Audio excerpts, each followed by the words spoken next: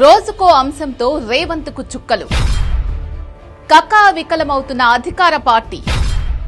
BRS స్ట్రాటజీకి హస్తవ్యస్తం. Car వ్యూహంలో Congress విలవిల. Reverse counter ఇవ్వలేకపోతున్న హస్తం party. Jubilee Hills assembly ఎన్నికల ప్రచారం నువ్వా నేనా అన్నట్టు సాగుతోంది. ఎలాగైనా గెలవాలని అధికార కాంగ్రెస్ వ్యూహాలు రచిస్తుంటే బీఆర్ఎస్ ప్రతి వ్యూహాలు రచిస్తోంది. కాంగ్రెస్ కు ఓటమి రుచి చూపించాలని ఉవ్విళ్లూరుతోంది. రోజు అంశాన్ని ప్రత్యేకంగా తీసుకుని ప్రజల్లోకి వెళ్తూ ఉండడంతో హస్తం పార్టీకి కంటి మీద కునుకు లేకుండా పోతోంది.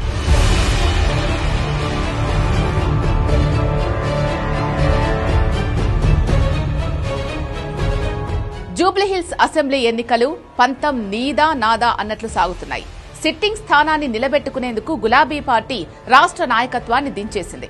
అధికార పార్టీని ప్రజల ముందు దోషిగా నిలబెట్టేందుకు ఎన్ని రకాల ఎత్తులు వెయ్యాలో అన్నీ వేస్తోంది.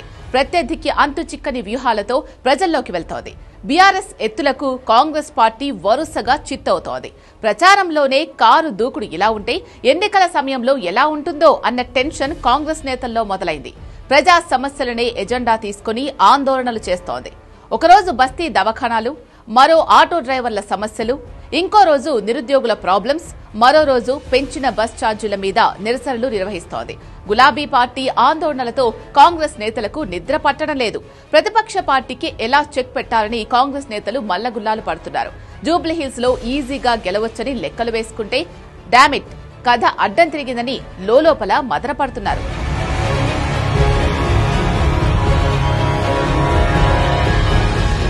20,000 కోట్లకు పైగా రైతు రుణాలను మాఫీ చేశాం.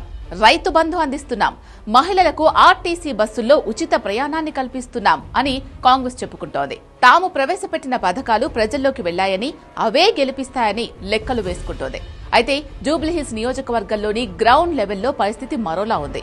నగరంలో రోడ్లు దరిద్రంగా ఉన్నాయని, శాంతి భద్రతలు లోపించాయని నియోజకవర్గ ప్రజలు చర్చించుకుంటున్నారు. రియల్ ఎస్టేట్ పడిపోవడంతో కూలీలకు ఉపాధి కరువైంది.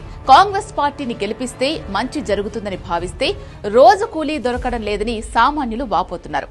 వర్షం వస్తే విపరీతంగా ట్రాఫిక్ జామ్, వాహనం ముందుకు కదలడం లేదు. ఎక్కడికక్కడ వర్షపు నీరు నిలిచిపోతోంది. నాలాలు పొంగిపొర్లుతున్నాయి. రోడ్లపై ఎక్కడ గుంతలు ఉన్నాయో తెలియక ప్రమాదాల బారిన పడుతున్నారు. బీఆర్ఎస్ హయాంలో రోడ్లు బాగుండేవని, కాంగ్రెస్ మౌలిక సదుపాయాలను గాలికి వదిలేసిందని ప్రజలు అసంతృప్తి వ్యక్తం చేస్తున్నారు. ప్రజా సమస్యలను గాలికి వదిలేసి అవినీతిలో కూరుకుపోయారని అంటున్నారు. బీఆర్ఎస్ రాష్ట్ర నేతలంతా జూబ్లీహిల్స్ లో వాలిపోతే కాంగ్రెస్ నేతలు మాత్రం కొట్టుకుంటున్నారు. గులాబీ నేతలు మాగంటి సునీత గెలుపు కోసం సమిష్టిగా ప్రచారం చేస్తుంటే కాంగ్రెస్ నేతల మధ్య సమన్వయం లోపించింది. పొన్నం ప్రభాకర్, అడ్లూరి లక్ష్మణ్ వ్యవహారం చినికి చినికి గాలివానగా మారి ముగిసిపోయింది. ఆ తర్వాత కొండా సురేఖ పిఏ సుమంత్ వ్యవహారం రాజకీయంగా కాంగ్రెస్ కు బాగా డ్యామేజ్ చేసింది. ఈ వ్యవహారంలో మంత్రులు ఉత్తమ్ కుమార్ రెడ్డి, పొంగులేటి శ్రీనివాస్ రెడ్డిని లాగడంతో కాంగ్రెస్ పరువు బజారున పడింది. ఉప ఎన్నికల్లో పార్టీని గెలిపించి మైలేజ్ తీసుకొస్తారు అనుకుంటే మంత్రులే కాంగ్రెస్ ను దగ్గరుండి ఓడిస్తున్నారు అనే చర్చ జరుగుతోంది. ప్రచారంలో కీలకంగా వ్యవహరించాల్సిన మంత్రులు తమకేం పట్టనట్లు వ్యవహరిస్తున్నారు.